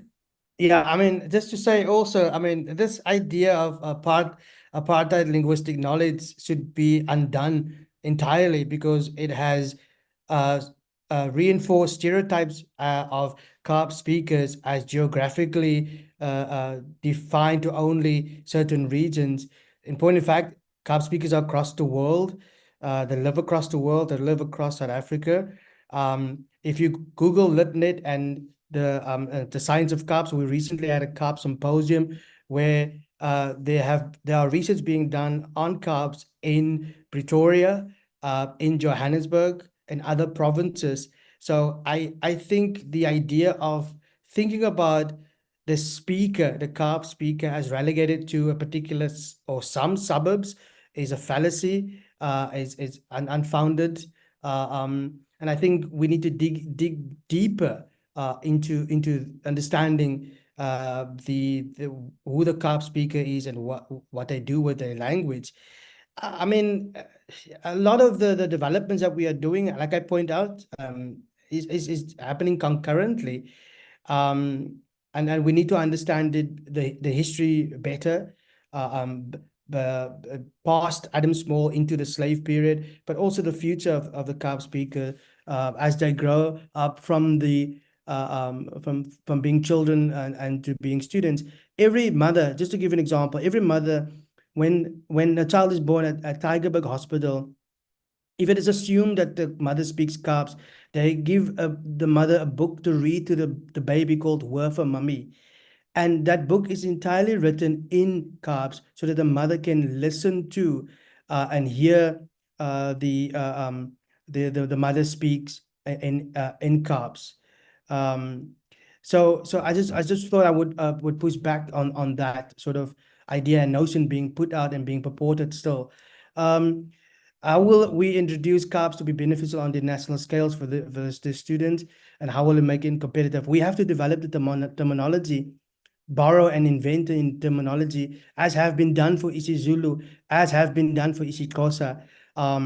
So that's what I want to say. I mean, I think the difficulty with many linguists is not, Caroline, and to push back on that is, yes, of course, I'm not saying that, and I'm not talking about apartheid ideology. I'm talking about apartheid linguistic knowledge as a particular form of episteme that has been used to exclude and to frame the speaker of CAPS in a particular way. That informs your research questions, your hypotheses, and the scientific methodologies that one implement. I think linguists in particular need to sort of really revisit how they do go about studying the CAPS speakers. I'm not talking about apartheid ideologies. Apartheid was a big ideology. That's an entirely different thing. So yeah, I am of the opinion linguists needs to atone for their apartheid linguistic sins. I'll leave it at that. Thank you. Thank you very much. There is no sin in us running ahead. I say that we did well in terms of time. So what I'm now going to propose is that I will give to each speaker who desires so to give 2 minutes of final thoughts, and then we will conclude this section and move to the next. If then, Ms. Van Staden Maria, you would like to give your final 2 minutes thoughts, please kindly indicate and you're welcome to do so. I think I'm fine, Prof. You can continue with the next present. Thank you very much. Professor Yu, would you like to take your 2 minutes? Also fine. I will donate the 2 minutes to the next few colleagues. Is it 2 + 2, 4 minutes in total? Ms. Fraser, would you like? No, nothing from me. Thank you. Professor Williams? I'm fine, Prof. Thank you. Dr. February? Well, I was going to give my minutes to Quentin, so if you'd like to take it, he's very welcome. He's very fine, he says. Mrs. Hamid? I don't have anything more to add. Mrs. Hamid? Is Ms. Hamid no longer with us? Good, thank you. No, nothing further. Nothing. In that case, then, Ms. Senecal, I think that, Senecal, we've come to that point where we must have the poster session, and I'm going to hand that over to you to proceed, and you will indicate to us when that part is concluded, so that if there are any questions and any questions, they will be posed. Over to you, please. Thank you so much, Professor Sanzi. Yes, we will be having the poster presentations now. These will be up for approximately 2 minutes each, but we'll also keep an eye on how they're doing. If we are done reading them, then we'll move on to the next, as some of them have more information than others. We will then also allow for some questions afterwards, so please do type in your questions in the chat as you're going through. Obviously, if the author of the presentation is not in the room, they may not be able to answer it, but please do engage with questions anyway. Thank you so much, and we'll view the presentations now.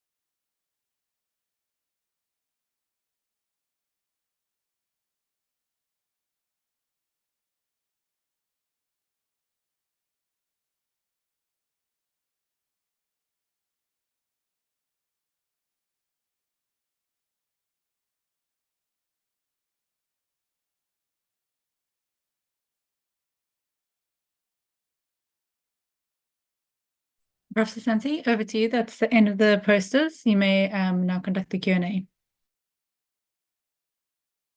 Thank you very much. Thank you very much, Mr. Nakal. And thank you very much for the poster presentations. Truly appreciated. Please, shall I please get an indication? I'm looking at the chat. I'm not seeing anything. I'm looking at the question and answers. I'm not seeing anything. Shall we please give an indication if there's anyone who'd like to raise a question or make a comment regarding the presentations we've just had, please? And colleagues, if I cannot pick up a question, please kindly draw my attention to that. I can't see any hands and I cannot see any question. I thought I saw a hand go up during the posters, but it seems to have come down now. It was from Amara Hamildin. I think Amara is one of the presenters or has a name on one of the posters. I saw that. Oh, there she's apologizing. It was a mistake on her part. I don't see any questions in the chat or any raised hands. Well, if that's the case, it means that the presenters have done very well. And that being the case, we must thank them all for all the great work that they've done. And that the people who were also listening, did some engagements with those that presented, and we saw the answers, and we're seeing the comments coming in, people saying that they are good, they're grateful for the opportunity and all of that. And from my side, I would also like to appreciate the cooperation that I got from the presenters and apologize for my strictness. I got very strict instructions from the department, the research office, how I should conduct this. I fell in line. And so if anyone is to be held responsible for my strictness, please direct it in that line. Colleagues, I'm not sure if there's anything from your side that is from the research office. Anyone who'd like to say something before I bid people goodbye? Just thank you so much, Professor Santi, for chairing the session today. We really appreciate your assistance. I truly appreciate that. Thank you, everyone, and may all of you have a great day further. Thank you. Bye. Bye-bye. Bye. Bye.